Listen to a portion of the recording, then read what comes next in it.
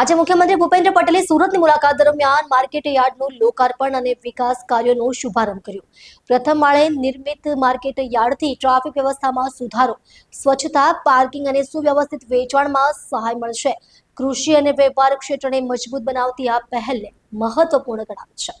મુખ્યમંત્રીએ જણાવ્યું હતું કે આ આધુનિક સુવિધાઓથી સજ્જ માર્કેટ યાર્ડ વેપારીઓ માટે નવી તકોનું સર્જન કરશે અને વ્યવસાયને અનુકૂળ માળખું પૂરું પાડશે. પ્રથમ માળે બનેલી આ માર્કેટથી ટ્રાફિક વ્યવસ્થામાં સુધારો, સુગમ પાર્કિંગ, સ્વચ્છતા અને સુવ્યવસ્થિત વેચાણ વ્યવસ્થા સુનિશ્ચિત થશે. તેમણે આ પ્રોજેક્ટને રાજ્યના કૃષિ અને વેપાર ક્ષેત્રને મજબૂત બનાવવાની દિશામાં એક માઇલસ્ટોન ગણાવ્યો હતો. આ કાર્યક્રમમાં કેબિનેટ મંત્રી જીતુ વાઘાણી અને નાણાં મંત્રી કનુ દેસાઈ પણ હાજર રહ્યા હતા. યાર્ડ બન્યું છે સૌથી પહેલું સુંદર વ્યવસ્થા કે ભાઈ એની અંદર પહેલેથી મગજમાં કે ગમે તેટલી મોટી ટ્રક આવે અને એ ટ્રક જ્યાંથી એન્ટર થાય અને એની જે નીકળવાની વ્યવસ્થા, નહીતર પ્રોબ્લેમ પાછો ફરી એનો એ થાય કે આપણે એલિવેટેડ તો બનાવી દીધું પણ પાછી ટ્રક પાછી કેવી રીતે લઈ જાય.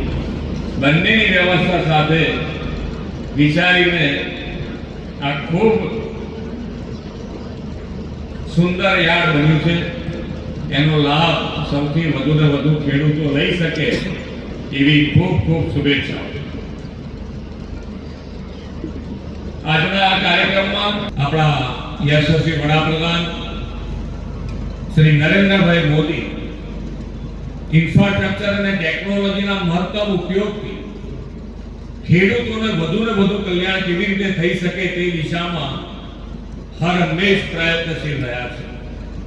સૌ પ્રથમવાર કૃષિ મંત્રાલયનું નામ કૃષિ અને ખેડૂત કલ્યાણ મંત્રાલય કરવામાં આવ્યું છે. કૃષિ મંત્રાલયનું માત્ર નામ નથી બદલ્યું, પણ કિસાનના હિતમાં કલ્યાણ યોજનાઓ અને પ્રકલ્પો વડાપ્રધાન શ્રી શરૂ કરાવીને કિસાન હિતકારી સરકારની પ્રતિનિધિ પણ કરાવી છે. પીએમ કિસાન સન્માન નિધિ, પીએમ કિસાન માનધન યોજના, પર ક્રોપ મોર ક્રોપ, નેશન બાંબુ મિશન, નમો ડ્રોન દીદી જેવા લગભગ 28 જેટલા જુદા જુદા અભિયાનો અને યોજનાઓથી ખેડૂત અને ખેતીના વિકાસ માટે આ યોજનાઓ શરૂ કરવામાં આવી છે. ખેડૂત અને ખેતીને સમૃદ્ધ કરવા તેમણે સહકાર ક્ષેત્રને પણ જોડ્યું છે. સહકારથી સમૃદ્ધિના મંત્ર સાથે તેમણે દેશમાં અલાયદું સહકાર મંત્રાલય પણ શરૂ કરાવ્યું છે.